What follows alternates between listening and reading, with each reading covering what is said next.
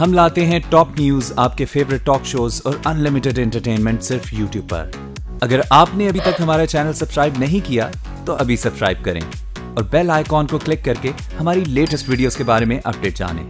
Subscribe कीजिए और हम आपको लिए चलेंगे आपकी फेवरेट वीडियो की तरफ। दबाव डालना था और पीपल्स पार्टी के जो रहनुमा है एतजाज़ अहसन साहब, ये सारी बातें उन्होंने की कि जो मुलाकात ये हुई है, ये इसका मकसद ये है कि नैब कोर्ट पे इलेक्शन कमीशन पे प्रेशर डाला जाए, क्योंकि चीफ जस्टिस साकिब निसार मना तो नहीं कर सकते थे, इसलिए वो प्राइम मिनिस्टर से मिले। लेकिन इस वक्त में इस मुलाकात का होना इंतहाई अहम करार दिया जा रहा है और दूसरी ही जानिब ये मुलाकात चौधरी निसार और शहबाज शरीफ के उस बयान की तायीद करती है कि जी इदारों के साथ आपको टकराव नहीं करना चाहिए, इदारों के साथ आपको मिलकर काम करना चाहिए। और यहाँ पर मुस्लिम लीग नून का, नवाज शरीफ का और मरियम नवाज का वो नैरेटिव कहीं खो सा जाता है, कहीं दूर सा चला जाता है, जिसमें वो ये कहते हैं कि जी इदारे जो कुछ भी हमारे साथ कर रहे हैं वो बिल्कुल भी ठीक नहीं कर रहे हैं, हम तो अवाम की अदालत में जाएंगे। लेकिन दूसरी ही जानिब उन्हीं के मुंतखब करदा प्राइम मिनिस्टर जो है वो जाकर मुलाकात कर रहे हैं। बहुत अच्छी बात है कि इदारों में तसादुम ना हो, बहुत अच्छी बात है। अगर आप पहले ही ये बात समझ लेते तो मेरे ख्याल में इतनी देर ना लगती। एक और खबर शामिल कर लेते हैं। हाँ। ये है मुश्तरका मफादात काउंसिल के हवाले से, जहां कौमी आबी पॉलिसी में सूबों की तजावीज़ लेने का फैसला किया गया है और आइंदा इजलास में मंजूरी के लिए पेश की जाएंगी ये तजावीज़। वज़ीर आज़म की ज़ेर सदारत इजलास हुआ था। मुल्क में पानी की किल्लत, आबी वसाइल की मैनेजमेंट को मरबूत बनाया जाए, डेप्यूटी चेयरमैन प्लानिंग कमीशन की ब्रीफिंग। आपको पता है कि पाकिस्तान के अंदर पानी की इस वक्त शदीद किल्लत होने जा रही है, पानी के जो ज़खायर हैं वो कम हैं और साथ साथ हमारा जो पड़ोसी है भारत, वो नए 3 डैम्स तामीर कर रहा है। उसका ये कहना है, कल उनके एक वजीर का बयान था कि भारत का जो दरियाई पानी है वो इजाफी पानी निकल जाता है, अब हम उसके लिए 3 डैम बनाएंगे ताकि वो पाकिस्तान ना जा सके। अलबत्ता इसके साथ साथ देखें तो पाकिस्तान में किल्लत पहले से ही मौजूद है और फिर हमारे पड़ोसी का ये रवैया बड़ा गैर मुनासिब सा लगता है। अच्छा, आपको पड़ोसियों का रवैया गैर मुनासिब लगता ही क्यों है? क्योंकि हमारे पड़ोसी तो हैं ही ऐसे, वो तो हमेशा गैर मुनासिब रवैया रखते हैं हमारे साथ में। कुछ अच्छे भी हैं, लेकिन हम तो स्पेशली भारत के हवाले से बात कर रहे हैं और भारत का रवैया तो है ही ऐसे। आबी जारियत हो या लाइन ऑफ कंट्रोल के ऊपर जारियत हो या फिर शहरी आबादियों को निशाना बनाना हो, भारत का ओवरऑल रवैया यही है। भारत तो चाहता ही यही है कि पाकिस्तान को आइसोलेट किया जाए, पाकिस्तान के हवाले से जो भी मामलात हैं उनको और ज़्यादा कशीदा किया जाए। और इस वजह से ही तो बीजेपी अब अगले साल फिर से कोशिश करेगी कि वो कम बैक करे, क्योंकि बीजेपी ने जितनी भी सियासत की है, मोदी साहब की जितनी भी सियासत थी, इलेक्शन कैंपेनिंग थी, वो सब पाकिस्तान के अगेंस्ट बोलकर ही थी, क्योंकि वो ये चाहते थे कि वो उन लोगों को, उस अवाम को टारगेट करें जो कि पाकिस्तान से नफरत करते हैं। तो भारत के हवाले से अगर बात की जाए तो भारत लाख कोशिशें कर ले, लेकिन फिर भी पाकिस्तान का वो कुछ बिगाड़ नहीं सकता है। फिर भी अल्लाह ताला ने पाकिस्तान को इतने वसाइल दिए हैं, अल्लाह ताला ने पाकिस्तान को इतना स्टेबल और मुस्तहकम बनाया है कि भारत हो या कोई भी मुल्क हो या साथ साथ अमेरिका भी हो, जिसके हवाले से अभी एक रिपोर्ट भी पब्लिश हुई है उनके जरीदे में, जिसके बारे में डिस्कशन करेंगे डिटेल में, उस हवाले से बात करेंगे। तो कोई भी रिपोर्ट हो, किसी किस्म के भी जो है पाकिस्तान के हवाले से अज़ाइम हो, पाकिस्तान खाक में मिलाने का हौसला रखता है। बिल्कुल, ऐसा बिल्कुल भी नहीं हो सकता कि दुश्मन अपने अज़ाइम में कामयाब हो जाए। इन तमाम मामलात पर प्रोग्राम में आगे चल के भी बात करेंगे, लेकिन यहाँ वक्त हुआ एक ब्रेक का। कीप वॉचिंग गुड मॉर्निंग आज।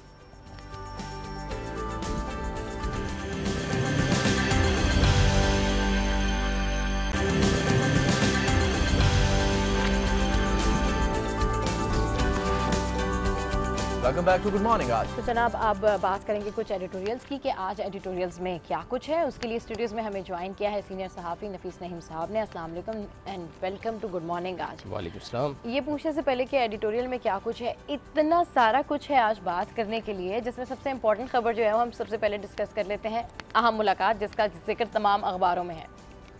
जी हाँ, ना सिर्फ अखबारों में है बल्कि सियासी है जो ये कैनवस है उस पर भी जो सारे पेंट्स इधर हो चुके हैं। हाँ। और बड़ा डिबेट हो रही है इस बात पे, कयास आराइयाँ भी हो रही हैं। गवर्नमेंट डिफेंड कर रही है इस मुलाकात को और अपोजिशन जो है वो पूरी कोशिश कर रही है कि गवर्नमेंट लड़ाई करने की।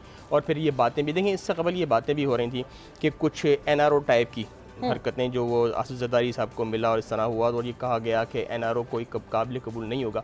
उसके बाद अचानक हमने देखा कि एक नोटिफिकेशन एक ही आई, खबर आई कि चीफ जस्टिस से जो वज़ीर आज़म मुलाकात करने जा रहे हैं और वज़ीर आज़म ने अपने अटॉर्नी जनरल के ज़रिए जो है पैगाम पहुँचाया कि मैं मुलाकात का मुतमन्नी हूँ। हाँ। और चीफ जस्टिस ने उसकी पजीराई की। न सिर्फ पजीराई की बल्कि जब वो वहाँ पहुँचे तो ख़ुद उनको इस्तकबाल के लिए पहुँचे और बड़े अच्छे माहौल में ये बात हुई। वज़ीर आज़म ने गवर्नमेंट की फुल सपोर्ट जो है उनको ये यकीन दहानी कराई कि आपकी जो ना सिर्फ यकीन दहानी कराई बल्कि उन इक़दामात को भी सराहा जो रिफ़ा आमा के लिए, मफाद आमा के लिए चीफ जस्टिस कर रहे हैं, अस्पतालों का दौरा है इसका है। ये एक बड़ी खुश आइंद है इक़दाम है ऐसे सिनारियों में, ऐसे सर्कमस्टांसिस में जहाँ जो है इदारों के क्लैश की बातें की जा रही थी। इदारों के क्लैश की बातें की जा रही थी। हम लोग भी बहुत पॉजिटिव हैं इस मुलाकात को लेके, अल्लाह करे तमाम मामला बहुत अच्छे हों। लेकिन जो नैरेटिव है मुस्लिम लीग नून का, उस हवाले से बड़ी बातें हुई हैं और उस हवाले से बड़ा ज़्यादा जो है तनकीद का निशाना बनाया है नवाज शरीफ साहब को, मरियम नवाज़ को, कि जी एक तरफ तो उनका नैरेटिव ये है कि हम आवाम की अदालत में हैं और आवाम ही फैसला करेगी कि क्या सही है क्या गलत है। दूसरी जानिब अब प्राइम मिनिस्टर का जाना, मुलाकात करना इस बात की तायद कर देता है कि अब मौक़िफ़ जो है वो शहबाज शरीफ का चल रहा है। देखिए इस वक्त तो हम कुछ भी स्पेकुलेट कर सकते हैं सबा ये, लेकिन एक बात तो है कि नवाज शरीफ के बात सही है ये बात कि शहबाज शरीफ के आने के बाद कुछ तो चेंज आपने देखनी थी और हमने पहले भी बात डिस्कस की थी कि देर आए दुरुस्त आए कि शहबाज शरीफ आने के बाद जो है अब अगर तो मुस्लिम लीग नून के नैरेटिव में जो कि बयानियाँ जारी है इस वक्त उसमें थोड़ी सी तब्दीली आती है और हम देखते हैं कि they turn their guns to some other direction, तो बात सामने आती है कि और ये एक इस हवाले से खुशाइंद है कि इससे पहले वज़ीर आज़म ने ख़ुद भी, अगर आप याद होगा कि 19 फरवरी को पार्लियामेंट में एक तकरीर की थी, उसमें अदलिया को बड़ा लताड़ा था, उन्होंने बड़े इसके खिलाफ बातें भी की थी और कहा था कि इदारों का तसादुम जो है वो तरक्की को रोक देगा, ये देगा। लेकिन उसके बाद ये जो और फिर जिस फ्रेंडली माहौल में और ये मुलाकात हुई है उसमें तो ये एक पॉजिटिव सिग्नल ही आ रहा है।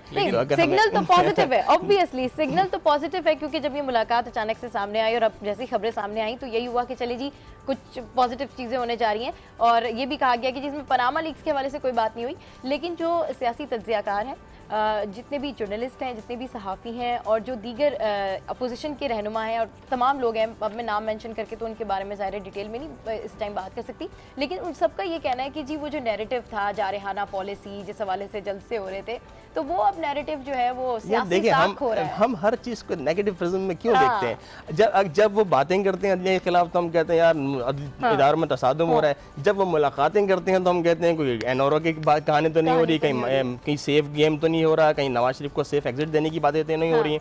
लेकिन अभी तो कबल वक्त है कि क्या होता है, लेकिन एनआरओ की बातें जहाँ तक है वहाँ तो तमाम अपोजिशन इस बात में मुत्तहिद है कि एनआरओ नहीं होने दिया जाएगा। नवाज शरीफ के बारे में कल हमने इमरान खान साहब का हमारा एक्सक्लूसिव इंटरव्यू था, उसमें उन्होंने कहा कि नवाज शरीफ नहीं बचेंगे इस केस से। फिर शहबाज शरीफ का भी उन्होंने कहा, तो मुस्लिम लीग के ऊपर भी एक जो जिसे कहते हैं अनसर्टेनिटी के बादल जो हैं वो छाए हुए हैं। लेकिन इस तमाम देखें ना जिस इदारों की बातें हो रही थी और तमाम अपोजिशन ने भी मुस्लिम लीग को आड़े हाथों लिया हुआ था, इस वक्त वजीर आजम का और चीफ जस्टिस से मिलना एक बड़ा ही इंतहाई पॉजिटिव एकदम है। आप सादा मामला बयान करने की कोशिश कर रहे हैं, क्या इतना ही मामला सादा है?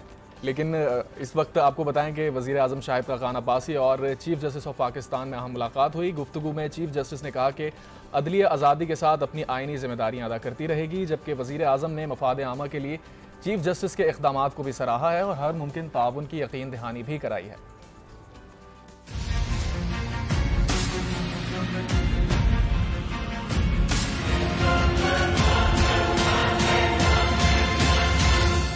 चीफ जस्टिस ऑफ पाकिस्तान से मुलाकात के लिए वजीर आजम शाहिद खाकान अब्बासी बगैर प्रोटोकॉल सुप्रीम कोर्ट पहुंचे।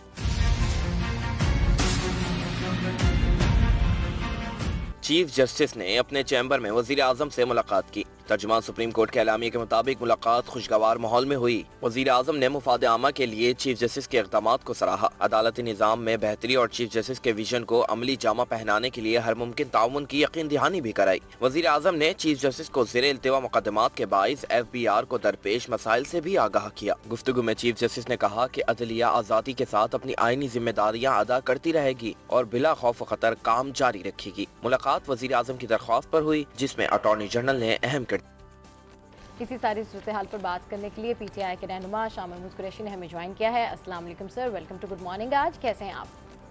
शुक्रिया बीबी जी। सर कैसे देख रहे हैं आप कल होने वाली इस मुलाकात को चीफ जस्टिस और प्राइम मिनिस्टर के दरमियान? जी मैंने पहले भी कहा और दोहरा देता हूँ, बहुत देर कर दी मेहरबान आते आते। जो लबो लहजा हमने वजीर आजम का कल देखा, काश ये पहले अपना लिया होता तो नौबत यहाँ तक ना पहुंचती। आपने देखा कि यही खाकान अब्बासी साहब और उनका पूरा कुंबा नून लीग का एक टोला मुसलसल हमले करता रहा अदलिया पर, जुमलेबाजी होती रही, कंटेम्प्ट होते रहे और अदलिया की तजलील करने की कोशिश की गई। जितना संजीदा तबका था हम कहते रहे कि खुदारा ये ना करो, अगर आप इदारों में टकराव पैदा करोगे इससे जमहूरियत को नुकसान होगा, आईन में इसकी गुंजाइश नहीं है।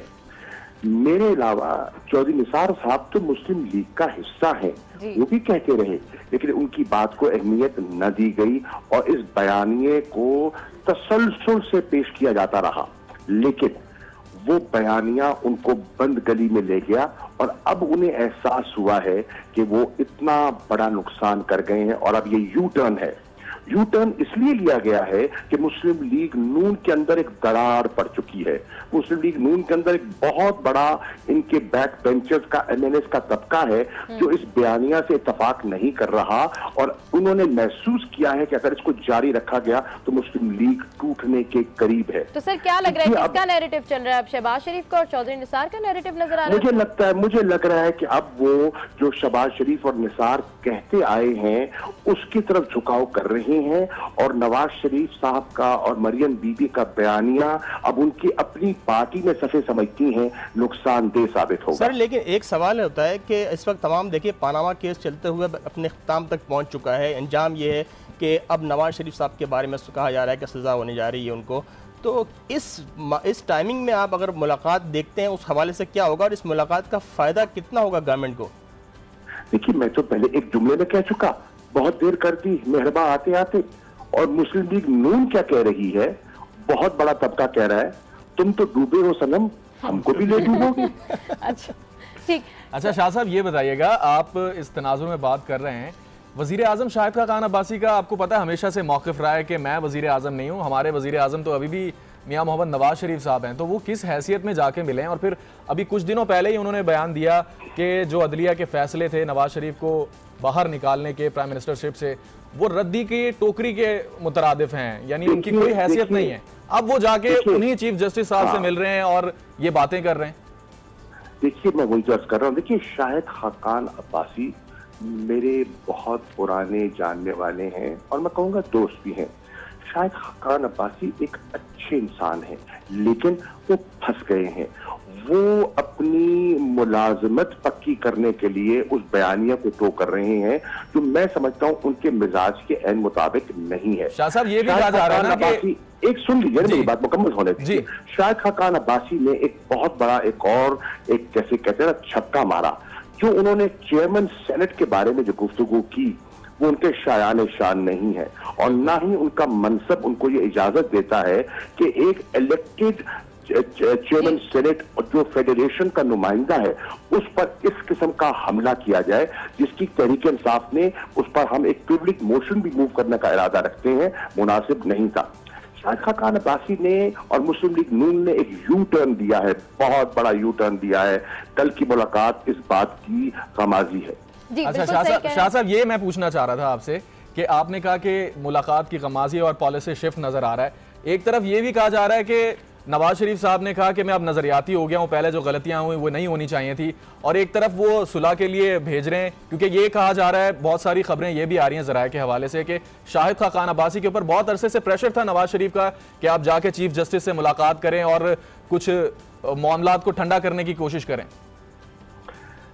देखिए ये तो बहुत से लोग उनको दर पर्दा समझाते रहे कि ये जो जीटी रोड पर आपने बयानिया अडॉप्ट किया ये दुरुस्त नहीं है।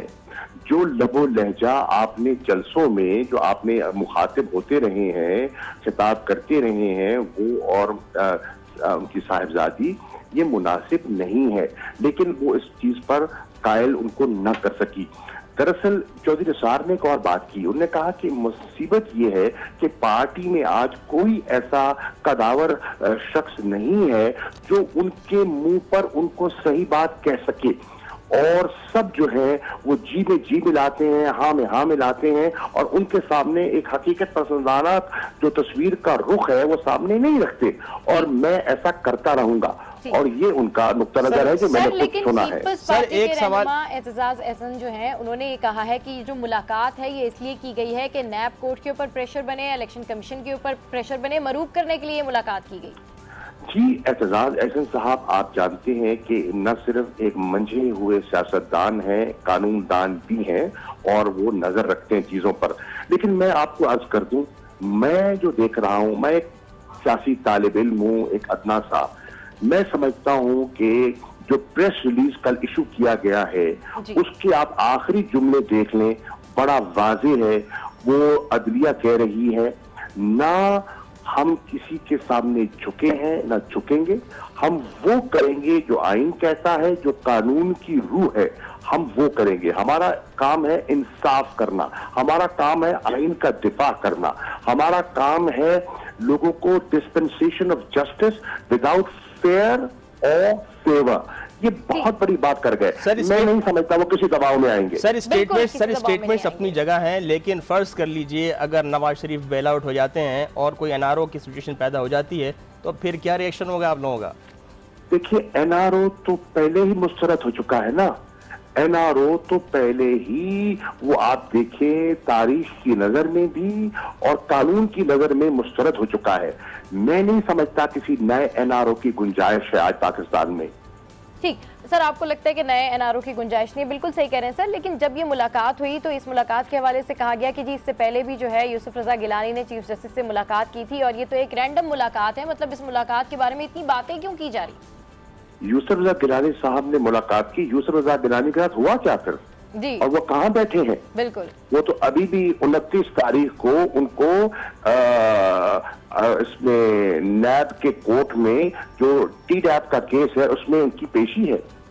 अच्छा शाह साहब, ये बताइएगा आप क्या समझते हैं, आपके नजदीक क्या वजीर आजम शाहिद खान अब्बासी को मिलना चाहिए था इस तरह से? क्योंकि अगर उनकी तरफ से रिक्वेजिशन गई है तो चीफ जस्टिस साहब खुद से तो मना नहीं कर सकते, क्योंकि फिर उसका कुछ और ही मतलब लिया जाता।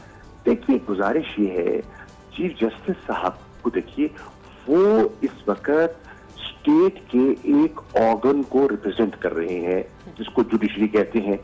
उनके सामने बजरिया अटॉर्नी जनरल एक दरखास्त आती है और दरखास्त आती है मुल्क के मुंतखब वजीर आजम की दरखास्त आती है। तो उनको तो मैं समझता हूं उन्होंने दुरुस्त किया, उन्होंने मुनासिब कदम उठाया और उन्होंने बड़ेपन का सबूत दिया। जितना अदलिया पे इन्होंने हमले किए, उन पे जाती हमले किए गए, उनके तमस्खरे उड़ाए गए, उनकी तजहीक की गई, कमाल है कि ये जो कमाल है जुडिशरी की, जिन्होंने इतना रिस्ट्रेंट, इतनी बुर्दबारी का सबूत दिया। और वो आप देखिए निहाल आशफी ने क्या गुफ्तगू की है, उन्होंने उनको कहा माफ कर दिया। ये है बड़ापन। सर आपकी बात मान लेते हैं, चलें समझ लें कि नवाज शरीफ जो है अपने नैरेटिव से हट गए हैं, गवर्नमेंट ने कैपिचुलेट कर लिया इस मुलाकात के बाद, तो क्या आप समझते हैं कि माइनस नवाज शरीफ हो गया नून लीग में? देखिए नवाज शरीफ साहब तो माइनस हो चुके हैं, कानून की रूह से हो चुके हैं। जब अदलिया ने कहा कि आप अहल नहीं रहे, वो डिस्क्वालीफाई हो गए, वो आप कौमी असेंबली का मेंबर बनने के लिए वो मतलब वो क्वालिफाई नहीं करते। जब उनकी अपनी जमात ने एक कानून बनाया, कानून के जरिए उनको प्रोटेक्ट करने की कोशिश की कि वो जमात का ओहदा रख सके, तो वो ओहदा नहीं रख सके। 62(1)(f के बाद कोई डिस्क्वालीफाइड बंदा जमात का ओहदा नहीं रख सकता, चाहे उसका किसी जमात से ताल्लुक क्यों ना हो। अच्छा सर, आप ये कह रहे हैं कि वो इररेलेवेंट हो चुके हैं, लेकिन आप अगर दूसरी तरफ देखें, हमारे प्राइम मिनिस्टर कहते हैं मैं तो प्राइम मिनिस्टर हूं ही नहीं। पूरी गवर्नमेंट इस वक्त आप देखें नवाज शरीफ के अगर वो ये कहते हैं इदारों से उनको रिलीफ दिलाने की कोशिश में मसरूफ। सुन लीजिए, अगर प्राइम मिनिस्टर साहब ये कहते हैं कि मैं वजीर आजम हूं ही नहीं, तो वो फिर अपने ओहदे से नाइंसाफी कर रहे हैं। ये ओहदा शख्सियत का नाम नहीं है, ये एक मर्तबा है, आइन का मर्तबा है और आइन में उसकी एक अहमियत है। वो चीफ एग्जीक्यूटिव है पाकिस्तान के, एक पार्लिमानी निजाम है। उस पार्लिमानी निजाम के तहत वो लीडर ऑफ द हाउस है। वो कहते हैं मैं बनना ही नहीं चाहता, तो फिर अगर वो बनना ही नहीं चाहते तो इस्तीफा देके घर चले जाए। सर बिल्कुल सही कह रहे हैं आप, उनको जो उनका स्टांस है वो जो उसके ऊपर उनको रहना चाहिए, जो आईनी तौर पर तौर तरीका है उसके ऊपर उनको कायम रहना चाहिए। अच्छा सर, इस मुलाकात की जो टाइमिंग्स हैं इस वक्त में, एक तरफ नून लीग कह रही है कि जी इदारों के हवाले से बातें बना रही है, लेकिन अब इस मुलाकात की टाइमिंग को कैसे देख रहे हैं आप? मैं एक लफ्ज में जवाब दे दूं उसका? जी जी बिल्कुल। उर्दू में तर्जुमा आप कर लीजिएगा। डेस्परेशन, इसको कहते हैं डेस्परेशन। अच्छा, डेस्परेशन आप कह रहे हैं शाह साहब। कल नवाज शरीफ साहब ने कहा है मैं अब नजरियाती बन चुका हूं, और मेमो गेट के अंदर आपको पता है कि ये शरीक बन गए थे और सुप्रीम कोर्ट चले गए थे। उन्होंने कल कहा कि कल मुझसे गलती हुई है और अब आगे बढ़ना चाहिए। चलिए, वो तो अच्छी बात है, आगे तो बढ़ना चाहिए, बिल्कुल आगे बढ़ना चाहिए। उन्हें अपनी जमात के अंदर, ये मेरे रिकॉर्ड पे हूं, मैं कह चुका हूं कि मुस्लिम लीग नून के अंदर बहुत से ऐसे लोग हैं जो अहल हैं, इस काबिल हैं जिम्मेदारी संभालने की, उनमें अहलियत है, उनको मौका दें। देखिए, इंडिस्पेंसिबल तो कोई भी नहीं होता, इंसान है ना, इंसान तो एक आरजी चीज है। आज मैं हूं, कल मैं नहीं होऊंगा। एक सांस है, कल नहीं आएगा तो खत्म हो जाएंगे। कब्रिस्तान भरे पड़े हैं बड़े बड़े नामों से। अब बात यह है कि उनको इस चीज को तस्लीम करना चाहिए था और आगे बढ़ना चाहिए था। जो मेमो गेट की उन्होंने बात की, मेमो गेट पर तो कल चांडियो साहब ने, सेनेटर चांडियो साहब ने जवाब दे दिया और पीपल्स पार्टी का मौक़िफ़ उन्होंने सामने रख दिया और उन्होंने कहा कि अगर इसका एतराफ किया है तो ये भी एतराफ करो कि मोहतरमा बेनज़ीर भुट्टो साहिबा के खिलाफ सैफ रहमान के जरिए आपने झूठे मुकदमे बनाए गए। उसका जवाब कौन देगा? सर आप कम से कम उनकी तारीफ तो कर दीजिए। ठीक है, देर आए दुरुस्त आए। आप कहते हैं कि बहुत देर कर दी मेहरबान आते आते। सर, मुलाकात की है, इदारों में तसादुम खत्म होने जा रहा है, अगर इस मुलाकात से हो जाता है। अरे भैया, तसादुम पैदा किसने किया? तसादुम पैदा किसने किया? कौन कह रहा था कि ये अदलिया के फैसले ऐसे हैं जो डस्टबिन के काबिल हैं? जो डस्टबिन के काबिल फैसले वाले थे वो उन्हीं, कहते हैं ना, वहीं कहते हैं पहुंच गए। हाँ जी, बिल्कुल वहीं पहुंचे जहां का खमीर था। बिल्कुल सही कह रहे हैं। अच्छा सर, जो मुलाकात हुई है उसके हवाले से जहां पर तनकीद का सिलसिला है, पीपल्स पार्टी का जो है बड़ा सख्त मौक़िफ़ है और पीपल्स पार्टी कहती है जी इस मुलाकात से शकूक व शुबहात पैदा हो गए हैं। तो आपको क्या लगता है कौन से शकूक व शुबहात पैदा हो गए हैं sir?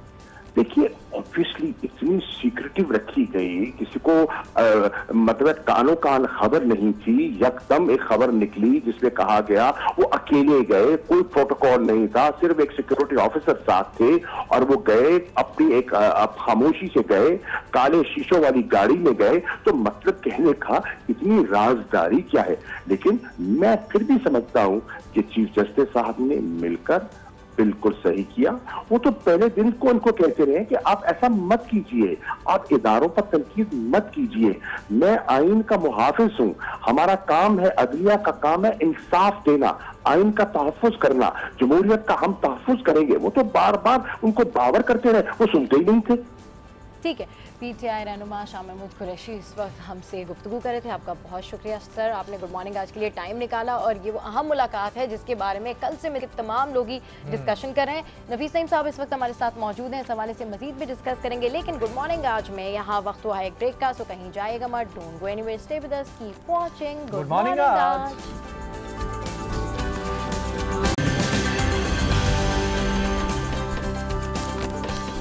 Welcome back to good morning आज। तो नफीस नईम साहब हमारे साथ मौजूद हैं, अब एडिटोरियल डिस्कस कर लेते हैं। शाह महमूद कुरैशी से बात थोड़ी तवील हो गई। नफीस भाई, editorials. Transgender news anchor Dawn का इदारती नोट है।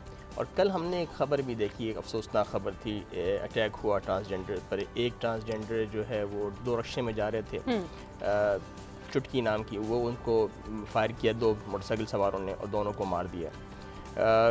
एक 2015 से 2016 तक तकरीबन 50 ट्रांसजेंडर्स का कत्ल कर दिया गया है और अब तक कोई उसके जुर्म में किसी को जो है वो इंडाइट नहीं किया गया। ये जो इदारती नोट है ये उस ट्रांसजेंडर के बारे में है जो मार्च 23 को एक एंकर जो है ट्रांसजेंडर वो अपीयर हुए टीवी पर, जो मारवी मलिक 21 साल, और वो 15 साल की उम्र में इन्होंने, देखें ट्रांसजेंडर की सबब उम्र जो है बचपन से लेके जो है वो बलोगत तक और फिर बुढ़ापे तक उनकी ज़िंदगी एक मिजरी है, मिजरी जिसे कहते हैं ना वो। और ये हम पूरी सोसाइटी को ब्लेम देते हैं, हमें जिस तरह का उनके साथ सलूक किया जाता है, इंडिस्क्रिमिनेट रवैया होता है, इंडिफरेंट एटीट्यूड हमारा होता है, वो एक बड़ा लम्हा फ़िक्रिया हम लोगों के लिए बहसीती कौम सोचने के लिए शर्मिंदगी का मकाम है हमारे लिए कि हम अपने ही जैसे हम सिसजेंडर कहते हैं, जो हमारे सिसजेंडर हैं, हम एक ट्रांसजेंडर को एक हकीर समझते हैं और जानवर से ही बदतर उनकी ट्रीटमेंट होती है। इस हवाले से ये एंकर का एक टीवी चैनल में आना और फिर उस डायरेक्टर को भी क्रेडिट दिया है जिन्होंने, न्यूज़ डायरेक्टर है जिनको उनको प्रमोट किया, जिन्होंने उनको सुना और उनको पजीराई की और उस मुकाम तक पहुंचाया। और ये कहते हैं कि बहुत बड़ी डेवलपमेंट है। और इसी तरह देखें लेजिस्लेशन होती रही है। 2012 में हमने देखा था कि इन्हें ID कार्ड भी इशू हुआ और इनके बारे में कहा कि इन्हें लिस्ट किया जाए, नादरा को भी अहकाम दिए गए, लेकिन इनके बारे में जॉब्स के बारे में भी कहा गया। बिल्कुल मैं एग्री करूंगी। Nothing matters that what is your personal life is, matters is what is your education, what is your profession and what you can do। आप क्या कर सकते हैं, किस तरह कर सकते हैं, आप अपने काम के साथ में लॉयल हैं या नहीं है। एक्चुअल काम करने के लिए यही चीज़ें चाहिए होती हैं ना, आप एलिजिबल हैं या नहीं है। तो हमारे यहाँ यूजुअली ये होता है कि हम पर्सनल क्राइटेरिया के ऊपर ज़्यादा जाते हैं शायद, और हम प्रोफेशन को भूल जाते हैं। तो ये जो इकदाम है ट्रांसजेंडर न्यूज़ एंकर वाला, इसको तमाम ही लोगों ने अप्रिशिएट किया, क्योंकि वो लोग भी पढ़ते हैं, आगे बढ़ते हैं, यूनिवर्सिटीज़ जाते हैं। पाकिस्तान में तो खैर ट्रीटमेंट कुछ डिफरेंट है, लेकिन अगर हम अमेरिका, लंदन या दूसरे ममालिक की बात करें तो वहाँ पे ये लोग आम तौर पे दफ्तरों में काम कर रहे होते हैं, मतलब कोई अनकॉमन बात नहीं है। लेकिन यहाँ पर इस तरह का इकदाम करना बहुत ज़बरदस्त बात है। सबा आप ये देखिए ना, आप ये देखिए कि दो मैं आपको किसे बताता हूँ, जिस तरह हमारा रवैया है। 2016 में हुआ था कि लाहौर में कहीं एक वाक़या हुआ था कि एक ट्रांसजेंडर को फायर किए गए थे, 8 गोलियाँ उसको लगी थी। उसको जब हॉस्पिटल लेके गए तो वहाँ वार्ड का मसला हो गया कि उसे जनाना वार्ड में रखा जाए कि मर्दाना वार्ड में रखा जाए। यही तनाज़े के दौरान जो है उसका इंतकाल हो गया। तो ये और इसमें ट्रांसजेंडर्स को अपने देखें, तालीम सबसे बड़ी चीज़ होती है। हमें इनके तालीम से ही हमने इन्हें दूर रखा हुआ है। ट्रांसजेंडर एक तो बच्चा जब पैदा होता है या जब देखते हैं कि उसने उस तरह की जो अलामात सामने आ रही हैं, तो खुद वालिदैन का रवैया उससे तब्दील हो जाता है और वो चाहते हैं कि उसे आइसोलेट कर दें। और फिर इतना सोसाइटी उसको इतना उसका शिकार करती है कि फिर वो अपने गुरु के पास चला जाता है, अपनी कम्युनिटी में चला जाता है, वहाँ उसकी जिंदगी जो है पैरालाइज है, पढ़ी लिखी नहीं होती है। बिल्कुल बहैसियत मुआशरा हमारा रवैया बहुत मनफी है, बहुत मनफी है। इस तरह के एक चीज़ से, एक डेवलपमेंट से सारी चीज़ों को नज़रअंदाज नहीं कर सकते।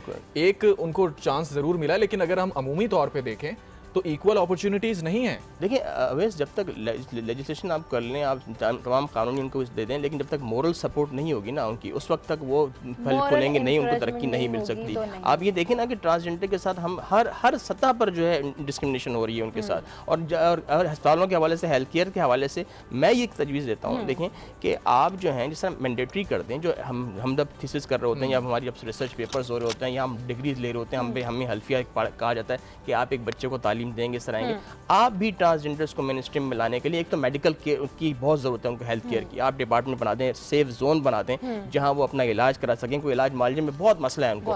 फिर गवर्नमेंट की सतह पर आप ये इकदाम ज़रूर करें कि तालीम जो है वो जो रिसर्च करने जा रहा है या जो मास्टर्स करने जा रहा है वो 2 या 3 ट्रांसजेंडर्स को ज़रूर तालीम दे। इससे क्या होगा कि आपकी जो सिसजेंडर्स जो हैं वो ट्रांसजेंडर से इंटरेक्शन होगा, उनका ट्रांसजेंडर्स को एक मकाम मिलेगा, तालीम आएगी। तो देखें ना, ये इसने साबित किया है कि ट्रांसजेंडर्स जो है वो सिर्फ हम एक स्टिग्मा हमारी नज़र में है, वरना उनके अंदर तमाम तर क्वालिटीज़ हैं उसी सिसजेंडर्स के साथ खड़े होने की। अपनी एंकरिंग की तमाम रिक्वायरमेंट पूरी कर रही है तो नथिंग मैटर्स कि व्हाट इज, और अच्छा करें। और फिर जेंडर ऐसी चीज़ है नफीस भाई, किसी इंसान का कोई उस पे कंट्रोल है ही नहीं, ये तो अल्लाह ताला की तरफ से है। बिल्कुल, ये आपकी 100% बात सच है कि हमारी इंसान का क्या कसूर है। हमारी तो एक सोसाइटी मुस्लिम सोसाइटी है, हम समझते हैं कि खालिक हर चीज़ का अल्लाह ताला है, तो हम उसकी तख्लीक का मजाक उड़ा रहे हैं। ये तो, और फिर हमारा ही देखें ना, जेंडर तो हमारी है ना, अगर आप देख लीजिए तो वो इंसान ही है। हम उनको जानवरों से ही बदतर उनसे सलूक कर रहे हैं। और खासकर इस वक्त पुलिस के हवाले से जो खास ट्रांसजेंडर्स को तकलीफ है वो पुलिस के रवैये से है।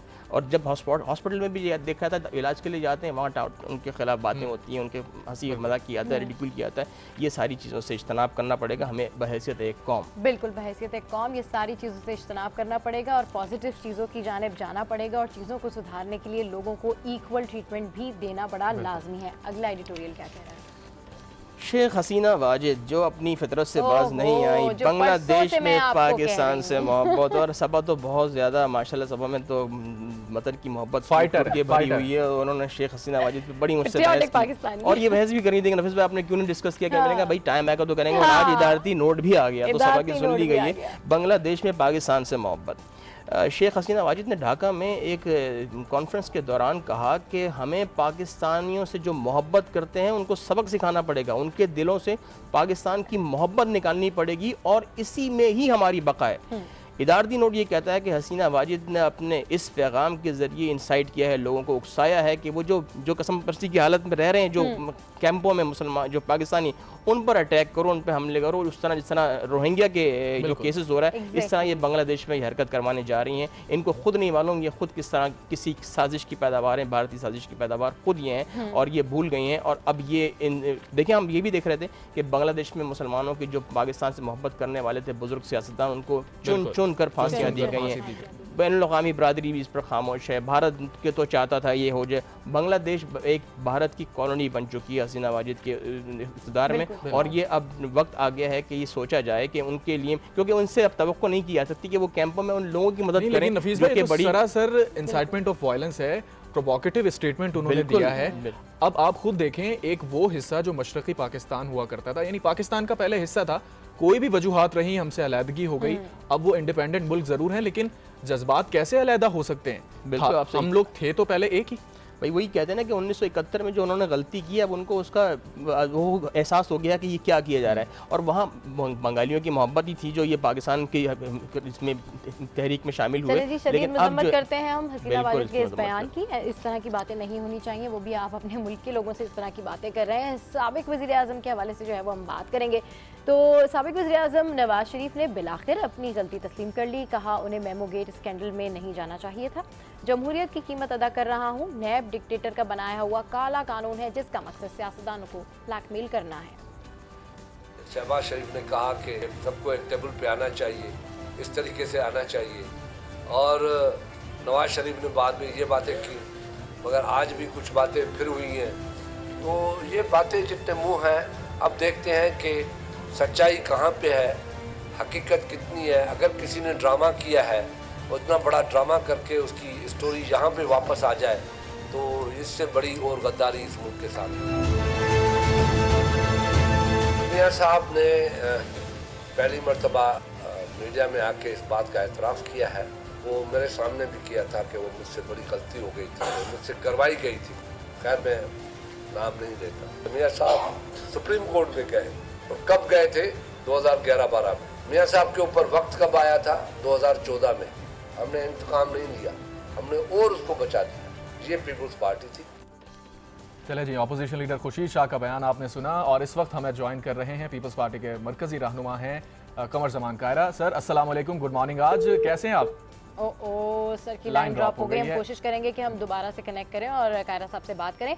नफीस साहब हमारे साथ मौजूद हैं। नफीस साहब देखें, सियासत के मैदान में तो तनकीद के सिलसिले जारी हैं, और अगर बैनुल-अक़वामी तौर पर बात की जाए तो पाकिस्तान के खिलाफ बयानात के सिलसिले भी जारी हैं। और जिस तरीके से हम बात कर रहे थे हसीना वाजिद के हवाले से, क्या जहरीला उन्होंने बयान दिया है, वहीं जहरीली टॉफियों का भी कुछ जिक्र कर रहे थे। जी, ये पहले मैं एक बात कर लूँ, मुझे नहीं लगता कि नवाज शरीफ साहब की पिटारियों से मजीद और क्या क्या चीज़ें निकलेंगी। स्कैंडल्स वगैरह भी उन्होंने पशेमानी का इजहार कर दिया। बहरहाल ये देखते हैं। जहरीली टॉफियाँ 3 जानें ले गई। ये मनावा में, लाहौर में इलाका है, वहाँ पर बच्चे एक करियाना शॉप के खुद उनके वालिद चलाते थे, और वो घर गए, उनकी तबीयत ख़राब हुई और फ़ौरन अस्पताल पहुंचाया तो वहाँ उनकी डेथ हो गई। 3 बच्चे जो हैं वो पता लगा कि उन्होंने टॉफ़ियाँ खाई थी किसी दुकान से ख़रीद कर, और वो जहरीली टॉफ़ियाँ जो है उनकी जान ले गई।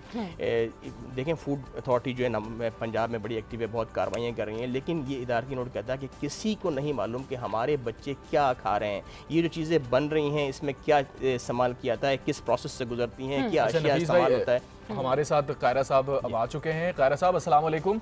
सबसे पहले ये बताइएगा कि नवाज शरीफ साहब ने तो कल मेमो गेट के ऊपर अपनी पशेमानी का इजहार कर दिया है, इस बयान को कैसे देख रहे हैं? आप कह रहे हैं कि मैं नजरियाती हो गया हूँ। देखिए, पहली बात तो ये है कि नजरियाती बंदा इस तरह नहीं होता। नजरियाती तो जवानी में अपनी तालिब इल्मी के दौर में होता है। इस उम्र में बंदा हादसाती हो सकता है, मफादाती हो सकता है, कुछ और हो सकता है जी। वो हमारी एक मरहुमा एमएलए हुआ करती थी, अल्लाह ताला उनको जन्नत में जगह दे, फौजिया वहाब जी। वो कहा करती थी कि हमारी जमात में कुछ नजर आती हैं, कुछ नजरियाती हैं। कुछ नजर आते हैं, कुछ नजर आते हैं। तो सर फिर क्या नजर आ गया इस वक्त नवाज शरीफ साहब को? इस वक्त क्या नजर आ गया उन्हें? तो वो अपने इस हादसे, अपने मफाद के तहत तो नजरियात की बात जरूर कर रहे हैं, सही, लेकिन वो मोमेंट का शेर है ना कि उम्र सारी आखिरी वक्त खाक मुसलमा होंगे। मैंने 66 साल की उम्र में किसी को नजरियाती होते नहीं देखा, और नजरियाती अपने तालिब इल्मी दौर से जब आपका इर्तिकाई अमल होता है उस वक्त होता है। इस उम्र में आके किसी मफाद किसी मसले के तहत आप बातें कर रहे होते हैं, लेकिन इसको एक तरफ रखिए। मियां साहब ने जो कल कहा कि वो मेमो स्कैंडल पे उनको नहीं जाना चाहिए था पिटीशन में, हमने बहुत सारे मौके पे मियां साहब को समझाया कि ये ना कीजिए, उन्होंने वो किया, लेकिन वो अपनी इंस्टिंक्ट से बाज नहीं आते और उसके बाद उनका ये होता है कि फिर उसके बाद पछताते हैं। ये भी ऐसा ही है। लेकिन सर इस वक्त मेमो स्कैंडल में मियां मोहम्मद नवाज शरीफ पिटिशनर बन के काला कोट पहन के पिटिशन अपनी बगल में दबा के सुप्रीम कोर्ट गए, और वो भी इफ्तिखार चौधरी की अदालत में पीपल्स पार्टी के खिलाफ। और उनके उस दौर के आर्मी चीफ और ISI चीफ जो थे उसके गवाह बने। तो मियां नवाज शरीफ साहब ने जो पिटिशन डाली थी उन्हें कौम को बताना चाहिए और बताना होगा अल्टीमेटली कि वो किसकी फरमाइश पर डाली थी। यानी गारा साहब उस वक्त कौमी सलामती के नाम पे मेमो गेट के अंदर चले गए और आप जाती मफाद के नाम पे वो नजरियाती हो गए। देखिए कोई कौमी मफाद नहीं था, मैं बार पसंद कह रहा हूँ ना, वो कौम को बताया कि किसके कहने पर उन्होंने पिटिशन डाली थी, फिर उसकी माफी मांगी, शायद अदालत हो जाए। लेकिन इस वक्त ये बेवक्त की रागनियां हैं। अच्छा। हमेशा मियां साहब वक्त गुजर जाने के बाद जब वो मुश्किल हालात में होते हैं तो इस तरह की गुफ्तगू फरमाते हैं। ये मुस्लिम लीग का जनरली और मियां नवाज शरीफ का खास तौर पे खाता है। लेकिन सर इस पशेमानी की वजह अब क्या वजह है? इस पशेमानी के इजहार की वजह क्या है? टाइमिंग किस हवाले से देख रहे हैं? और मेमो गेट स्कैंडल आखिर क्यों शुरू किया गया था? इसकी वजह के ऊपर मैं तो तब तबसरा करूंगा जब मियां साहब बताएंगे कि वो किसके कहने पे पिटिशन डाली थी। लगता तो यूं है, बज़ाहिर मुझे इसकी डिटेल का नहीं पता, लेकिन मियां साहब के बयान से यूं लगता है जैसे वो कह रहे हैं कि जिसके कहने पे मैंने क्या गलत किया, यानी किसी और ने उनको कहा, उन्होंने फरमाइश पूरी की और उस वक्त वो शॉर्ट साइटेडनेस का शिकार हुए। अब उसमें पछता रहे हैं कि मुझसे गलती हुई, तो बताओ कौन सी किसकी जगह पहुंच। ठीक है। पीपल्स पार्टी के रहनुमा कमर जमान कायरा इस वक्त गुड मॉर्निंग हम लोगों से गुफ्तगू कर रहे थे। सर आपका बहुत शुक्रिया, आपने टाइम दिया। नफीस नईम साहब हमारे साथ मौजूद थे। आज बहुत ज़बरदस्त एडिटोरियल भी हमने डिस्कस किए हैं और जो ट्रॉफियों वाला मामला है, जहरीली ट्रॉफियों वाला मामला है, वो हम कल भी डिस्कस करेंगे। उसके ऊपर ह्यूज डिस्कशन जो है वो बनती है, क्योंकि ये मामला है हमारे कराची में रहने वाले, पाकिस्तान में रहने वाले उन तमाम लोगों का, उन तमाम बच्चों का जो ये ट्रॉफियाँ खा रहे हैं। तो गुड मॉर्निंग आज में यहाँ वक्त हुआ एक ब्रेक का, कहीं जाएगा मत, don't go anywhere, stay with us, keep watching good morning आज।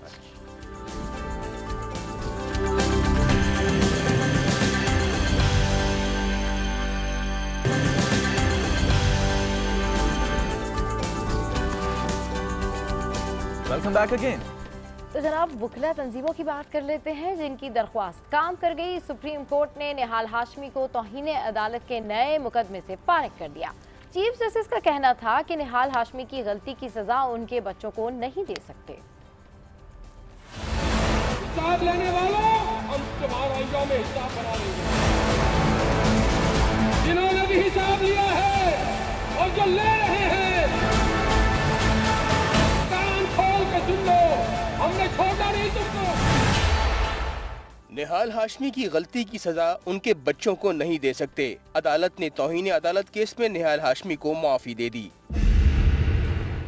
सदर सुप्रीम कोर्ट बार समेत वकला ने अदालत से निहाल हाशमी की माफ़ी कबूल करने की दरख्वास्त की। चीफ जस्टिस ने कहा कि निहाल हाशमी गैर मशरूत माफ़ीनामा पेश करें तो उन्हें माफ़ कर देंगे, लेकिन साथ वाजे कर दिया कि कोई ये न समझे कि निहाल हाशमी को माफ़ी मिल गई तो बाकी को भी मिल जाएगी। तौहीन अदालत के दीगर मुकदमात का जायजा मेरिट पर लिया जाएगा। निहाल हाशमी की जानिब से गैर मशरूत माफ़ीनामा पेश होने पर सुप्रीम कोर्ट ने तौहीन अदालत का नोटिस वापस लेने का हुक्म जारी कर दिया। तो निहाल हाशमी साहब को तो रिलीफ मिल गया है अदालत से। चीफ जस्टिस ने उनके खिलाफ जो पिटीशन थी वो भी वापस ले ली है दोबारा से। इसी सारी सूरत हाल पर बात करने के लिए हमें ज्वाइन कर रहे हैं बैरिस्टर एहतशामुद्दीन। बैरिस्टर साहब अस्सलाम वालेकुम, गुड मॉर्निंग। आज मैं आपको कहेंगे खुशामदीद। निहाल हाशमी साहब को रिलीफ मिल गया है। 1 माह की सज़ा वो पहले काट चुके थे, लेकिन फिर बाहर आए, उन्होंने फिर बयानात दिए, फिर अदालत ने दोबारा बुला लिया था और फिर पूरी समाअत हुई और अदालत ने अब उन्हें माफ़ कर दिया है। जी बिल्कुल, आप ठीक कह रहे हैं। और मेरे ख्याल में अदालत ने बड़ेपन का मुजाहरा किया। चीफ जस्टिस साहब ने गो के जब अदालत में इस केस के हवाले से समाअत हो रही थी तो थोड़ा सरजनिश उनकी की थी कि आपने किस तरह की ज़ुबान इस्तेमाल की है जज साहिबान के हवाले से, सुप्रीम कोर्ट के हवाले से, और किसी तरीके से भी एक सीनियर वकील को ये ज़ेब नहीं देता। और चीफ जस्टिस पाकिस्तान ने जो बार एसोसिएशंस हैं उनके सुपुर्द ये मामला किया था और उनको कहा था कि आप हमें बताइए कि हम निहाल हाशमी के साथ क्या सलूक करें। आया कि अगर इस तरह की ज़ुबान आला अदालतों के ख़िलाफ़ इस्तेमाल होगी तो क्या वकला की भी इज़्ज़तें महफूज हैं कि नहीं है। और फिर इवेंचुअली जब निहाल हाशमी साहब ने गैर मशरूत माफ़ी मांगी तो सुप्रीम कोर्ट ने उसे कबूल कर लिया। तो मेरा ख्याल है कि उन्होंने बड़ेपन का मुजाहिरा किया है और उसे हमें लेकिन बैरिस्टर साहब ये कैसी एग्जांपल सेट होने जा रही है, कैसा प्रेसिडेंट है? फिर ये तो आने वाले लोगों के लिए भी मिसाल बन जाएगा कि जी गैर मशरूत माफ़ी मांग लें और माफ़ हो जाएंगे। तौहीन अदालत का जो कानून है ना सर, उसमें बुनियादी तौर पर आप देखिए कि 90% बल्कि मैं कहूँगा 95-99% केसेस में अगर जो अलेज्ड कंटेमिनर होता है वो माफ़ी मांग ले गैर मशरूत और अपने किए पर नदामत का इजहार करे और कहे कि आइंदा मुझसे ऐसी गलती नहीं होगी, तो अदालत हमेशा बड़ेपन का मुजाहिरा ही करती है और उसको माफ़ कर देती है। हाँ, वो इक्का दुक्का केसेस में जहाँ पर अदालत को लगे कि ये हैबिचुअल ऑफेंडर है और बदनीयती की बुनियाद पर हो सकता है दोबारा ये इस तरह की कोई हरकत करे, तो वहाँ पर फिर अदालत की सवाबदीद है कि अदालत गैर मशरूत माफी को कबूल ना करे। तो इस तरह के प्रेसिडेंट्स आपको पहले भी पाकिस्तान की कानूनी तारीख में तौहीन अदालत के कानून में बहुत मिलते हैं जो निहाल हाशमी के साथ हुए। बिल्कुल ठीक कह रहे हैं सर, अदालत ने बड़ेपन का मुजाहिरा किया है और बहुत सारे लोगों की जानिब से जिनको ये आईनी पहलू नहीं मालूम उनकी जानिब से यही बातें की जा रही हैं कि जी जिस तरह का ये प्रेसिडेंट सेट हुआ है उसके बाद तो इस तरह कोई भी करेगा तो क्या उसके साथ यही मामलात होंगे। बहरहाल आपने ये बहुत क्लियर बात की है और बहुत ज़बरदस्त एक्सप्लेन किया है आपने। मेरे ख्याल में इससे वो तमाम तहफ़्फ़ुज़ात जो हैं वो दूर हो जाते हैं जो इस हवाले से उठ रहे थे। अच्छा सर, जहाँ पर निहाल हाशमी की बात कर रहे हैं वहीं पर अगर नून लीग की बात की जाए तो समातों का सिलसिला जारी है और पनामा लीग्स की जो हेयरिंग है वो बस अपने आखिरी मराहिल में दाखिल हो रही हैं। क्या लगता है सर अब किस तरफ जा रहा है ये केस? देखिए, मुझे तो लगता था, हम अपने प्रोग्राम में भी ये बात कर रहे थे कि हमें लगता था कि अब कुछ दिनों में फैसला आ जाएगा क्योंकि जो स्टार विटनेस है वाजिद ज़िया, अब उनकी गवाही कलमबंद हो रही है और वो गवाही बड़ी इंपॉर्टेंट है। आपने देखा कि कल उन्होंने जो स्टेटमेंट रिकॉर्ड करवाया है उसमें उन्होंने कहा कि सुप्रीम कोर्ट में 2 ट्रस्ट डीड्स दी गई और जब हमने वो भेजी फॉरेंसिक लेबॉर्ट्री में तो रिडले रिपोर्ट के बाद हमें पता लगा कि ये दोनों जाली हैं। फिर मरियम नवाज साहिबा ने जो ट्रस्ट डीड दी वो भी फॉरेंसिक्स के लिए भेजी और उसका भी नतीजा यही निकला कि वो जाली हैं। तो इस हवाले से उन्होंने अपना बयान रिकॉर्ड कराया कि जाली दस्तावेजात शरीफ खानदान की तरफ से सफदर, कैप्टन सफदर, मरियम नवाज और हुसैन नवाज की तरफ से जमा कराए गए हैं।